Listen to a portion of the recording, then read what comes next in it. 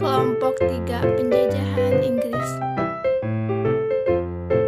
Ketua Robi Abdillah Maulana, anggota Dede Nopita, Praja Arya Pratama, Mega Utami, M. Paras, Puput Nurasana, Rani Sri Rahayu. Latar belakang penjajahan Inggris dipengaruhi oleh beberapa faktor, termasuk dorongan ekonomi, tekad eksplorasi, dan persaingan dengan negara-negara Eropa lainnya. Pada awalnya, Inggris tertarik pada penjajahan dan perdagangan baru untuk mengakses rempah-rempah, logam berharga, dan komoditas lain di Asia. Selama abad ke-16, penjelajahan Inggris terkait dengan usaha mencari rute laut alternatif ke Asia, karena blokade timur yang diterapkan oleh negara-negara Eropa lainnya yang mengontrol perdagangan rempah-rempah di Timur Tengah. Keinginan untuk mengamankan akses ke sumber daya berharga ini mendorong eksplorasi dan ekspansi wilayah. Selain itu, persaingan dengan negara-negara Eropa lainnya, terutama Spanyol dan Belanda, juga menjadi mendorong penjajahan Inggris. Dalam banyak kasus merupakan respon terhadap dominasi ekonomi. Bahkan selama abad ke-17, faktor agama juga memainkan peran penting dalam ekspansi Inggris. Para pemukim Puritan mencari kebebasan beragama dan melarikan diri dari penganiayaan di Inggris, sehingga mereka mendirikan koloni di Amerika Utara. Secara keseluruhan, latar belakang penjajahan Inggris adalah hasil dari kombinasi hasil ekonomi, tekad eksplorasi, persaingan, dan negara-negara Eropa, serta faktor agama yang saling berinteraksi dan mempengaruhi keputusan dan tindakan mereka dalam merambah wilayah-wilayah. Proses berkembangnya.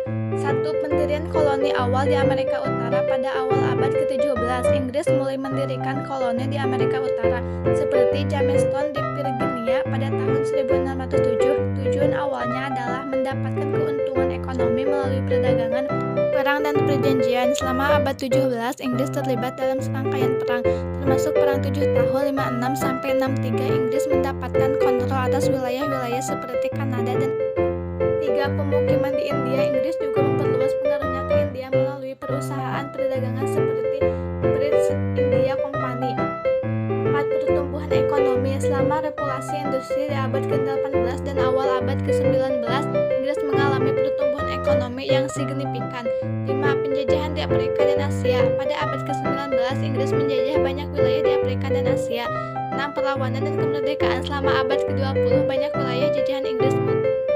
7. Proses dekolonisasi. Setelah Perangan Dunia, Inggris menghadapi tekanan internasional dan keinginan masyarakat lokal untuk merdeka. Ini menyebabkan proses dekolonisasi di berbagai wilayah, termasuk India, pada tahun 1947.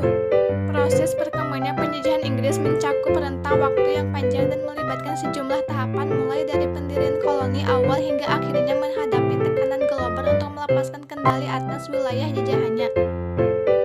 Akhir dari sistem penjajahan. 1. Perang Dunia memaksa Inggris dan negara kolonialnya untuk fokus pada perang menghadapi tantangan ekonomi yang signifikan. 2. Gerakan kemerdekaan pasca Perang Dunia. Semangat kemerdekaan merajalela di berbagai wilayah koloni. 3. Tekanan internasional. Pada tahun 1945, Perserikatan Bangsa-Bangsa PBB didirikan dengan tujuan mempromosikan perdamaian, keamanan, dan hak asasi manusia. 4. Deklarasi Universal Hak Asasi Manusia. Penyusunan dan adopsi Deklarasi Hak Asasi Manusia pada tahun 1948. 5. Proses dan perlawanan lokal di berbagai wilayah jajahan Inggris. Gerakan perlawanan dan protes semakin kuat. 6. Pengaruh ideologi saat Perang Dingin berlangsung antara blok Barat dan blok Timur. Akhirnya, sistem penjajahan Inggris terdiri dalam beberapa tahap perjanjian atau dalam beberapa kasus konflik mengakhiri dominasi Inggris atas banyak wilayah di seluruh dunia.